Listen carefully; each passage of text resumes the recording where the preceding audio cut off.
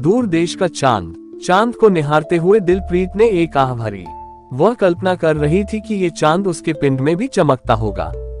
आंगन में दारजी और बीजी बैठे अपनी लाडली के सुखद भविष्य के बारे में सोचकर खुश होते होंगे।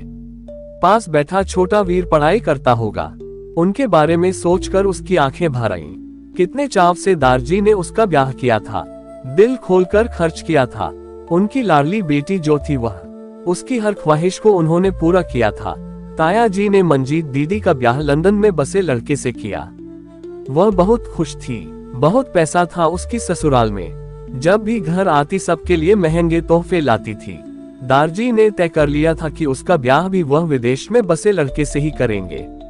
उन्होंने एड़ी चोटी का जोर लगा दिया उसके लिए लड़का ढूंढने में। आखिरकार कनाडा में बसे सुखविंदर से उसकी जोड़ी जम गई। वहां सुखविंदर के परिवार का बहुत बड़ा कारोबार था। अपने स्तर पर दारजी ने जांच पड़ताल करवाई, सब सही था। उसकी शादी हो गई। वह कनाडा आ गई। 6 महीने हो गए थे। वैसे तो सब ठीक था। उसकी ससुराल में बहुत पैसा था। उसे किसी चीज की रोक टोक नहीं थी। वह जो चाहे कर सकती थी।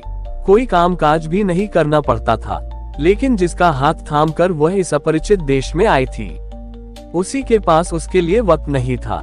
ऐसा नहीं था कि वह उससे कुछ बहुत अधिक चाहती थी।